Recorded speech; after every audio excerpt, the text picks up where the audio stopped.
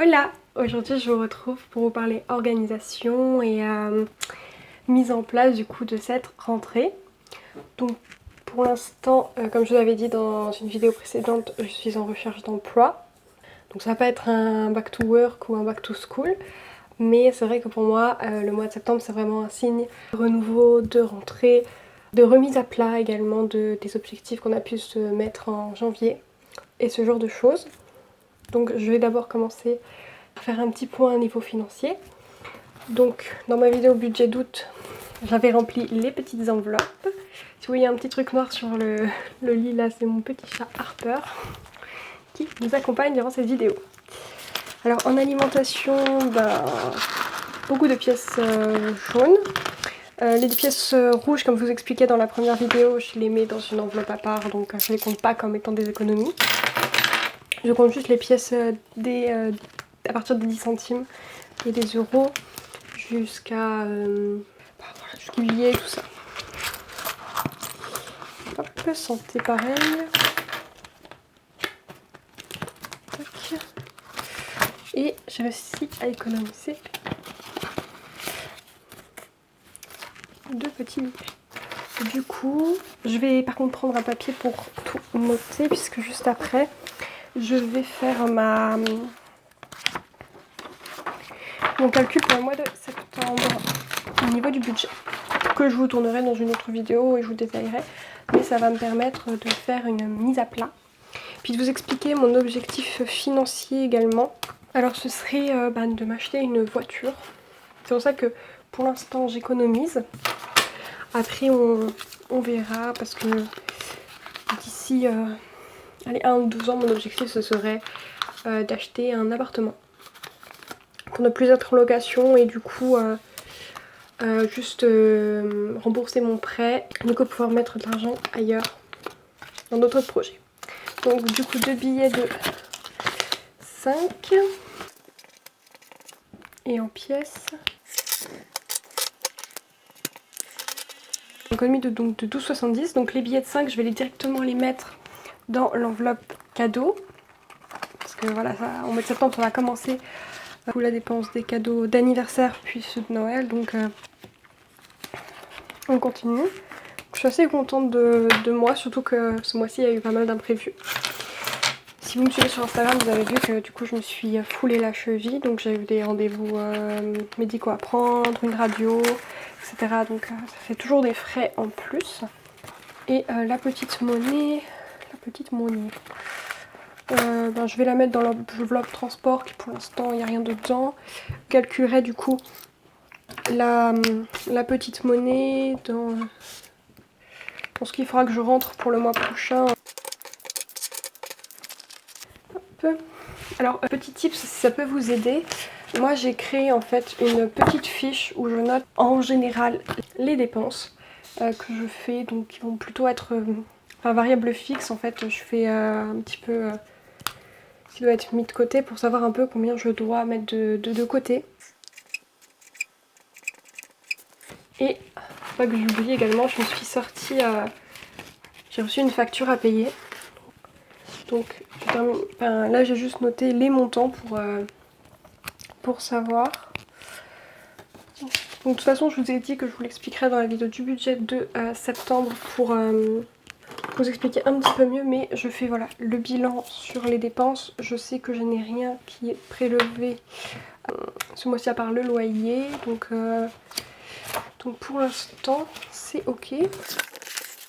Donc d'abord je m'occupe du financier parce que si j'ai des sorties, des envies, des choses à faire, je peux rajouter du perso dessus ou pas. Donc pour l'instant, je me mets ça comme ça en exemple. Mais je pense pas que ça devrait beaucoup bouger. Donc là, je vais utiliser, donc j'ai pris une sorte d'agenda de chez My Agenda 365, donc sous format classeur. Donc ça a été un petit budget, mais je sais que je vais l'utiliser. Donc vous pouvez acheter simplement un bullet journal. Moi je trouvais que ça me faisait perdre du temps plus que ça ne m'apportait des choses de créer moi-même mon bullet journal. Donc j'ai décidé de faire ça au plus simple. C'est également moins de charges à penser, puis j'avais plus l'envie de prendre le temps en fait de dessiner dedans, etc. Je vais vous montrer. Du coup, sur la page de présentation du mois de septembre, et donc je vais commencer à le remplir. Tout d'abord, je vais noter mon défi du mois et j'ai décidé de me lancer dans le projet 50 jours. Donc ce projet-là, vous le trouvez pas mal dans des chaînes américaines. Donc c'est 50 jours pour reprendre de bonnes habitudes. Je me dis que moi qui aime bien les défis, qui n'aime pas trop perdre, j'aime bien me pousser jusqu'à réussir le défi. Je me dis que ça peut être une bonne idée pour que je puisse reprendre des bonnes habitudes, retraquer mes habitudes. Donc je me dis pourquoi pas me lancer ce défi, surtout que voilà, quand c'est des défis que je me lance, je n'aime pas ne pas les réussir puisque je me les lance à moi-même et je sais pas comment expliquer. C'est pas que je suis mauvaise perdante, c'est que voilà, quand je me lance un défi, je sais que je peux y arriver. Donc si j'y arrive pas, c'est que j'ai l'impression de ne pas avoir mis de la bonne volonté dedans.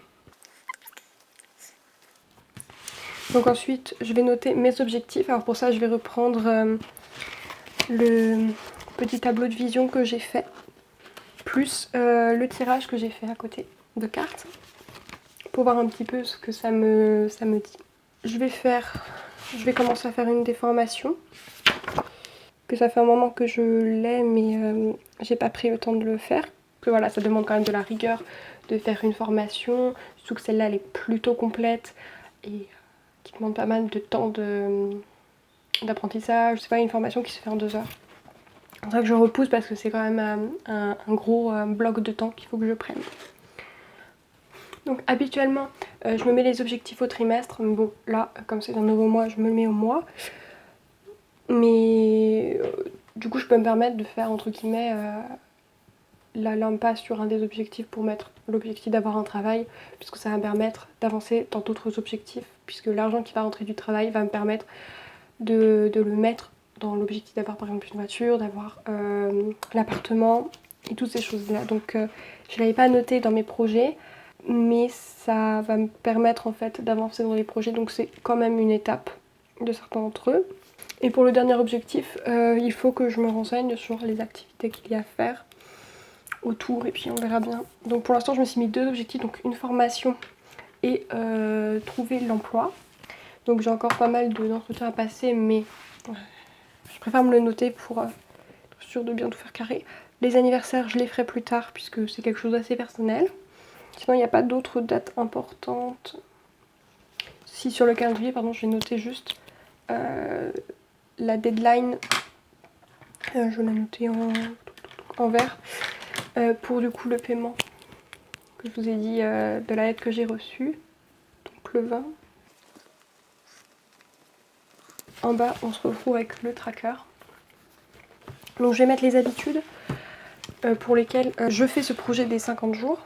Donc je vais juste rallumer mon ordinateur parce que j'avais tout pris en note sur Notion. Du coup je vais faire des habitudes très simples. Je vais m'en mettre une grosse entre guillemets qui me pose problème à mettre en place pour me permettre en fait d'implémenter du coup cette nouvelle habitude et ne pas trop chambouler la routine que j'ai déjà. J'avais écouté le résumé d'un livre qui s'appelait Atomic Habits et qui expliquait qu'il fallait changer les systèmes au lieu des habitudes. Et du coup là dans mon système habituel de routine, je vais rajouter une habitude et demie, on va dire, donc qui est le yoga. Même si bon aujourd'hui avec ma jambe je peux pas non plus faire des postures de fou. Je vais essayer de l'implémenter. Et la lecture, parce que pour l'instant je fais de la lecture passive, j'aimerais passer à de la lecture active sur des livres un petit peu moins fictionnels. Donc déjà j'ai la lecture implémentée, mais au lieu de lire un livre de fiction, je vais lire un livre et prendre des notes et ne pas rester juste passif dans ma lecture, mais que ça m'apporte un petit quelque chose en plus. Que bien sûr je pourrais remplacer par la formation en fonction des jours si parfois j'ai pas envie de lire ce livre-là par exemple. Donc là je vais noter toutes mes habitudes. Donc d'abord il y a l'heure du réveil, 6h30, ensuite l'hydratation, le yoga, la lecture. Donc ça va être les 4 habitudes, donc j'ai pas noté petit déjeuner, préparation, etc. puisque c'est censé être acquis, on va dire. Donc ça me fait 4 habitudes pour l'instant. Peut-être en cours de mois j'en rajouterai en fonction de comment je me débrouille avec du coup le yoga, la lecture. Et dans la to-do, en fait ça va être vraiment les étapes des différents projets. Et dans ce coin-là, qui ressemble pour moi à une matrice d'Eisenhower, je vais peut-être y faire ma master list. C'est-à-dire que dès que je pense à quelque chose, je vais le noter dedans, en fonction de son importance et de son urgence. Parce que déjà ça va me permettre aussi de mieux visualiser ce qui passe en priorité ou non. Sur le calendrier, j'ai noté du coup la deadline. Peut-être que j'en mettrai d'autres en fonction de ce qui se passe. Mais c'est vrai que le calendrier comme ça, c'est pas un calendrier que j'utilise habituellement. Et puis après, on a directement le semainier. Voilà à peu près comment je m'organise. J'essaie que ce soit le plus simple possible. Je me suis trop pris la tête pendant des années avec en regardant des vidéos d'organisation, avoir 5000 logiciels, 4000 manières de m'organiser, un carnet pour ci, un carnet pour ça, et on s'embrouille assez vite je trouve. Pour le projet des 50 jours, je pense que toutes les 2 semaines, je vous ferai une petite vidéo pour voir où j'en suis, les difficultés par rapport à la mise en place de routines, d'habitudes. Ça pourrait être sympa. Bah, dites-moi en commentaire, vous, si vous avez des habitudes que vous aimeriez implémenter du coup dans cette nouvelle année dite scolaire. Voilà, j'espère que ça pourra vous donner des idées pour vous organiser au plus simple pour cette rentrée. Et je vous dis à la prochaine vidéo. Ciao!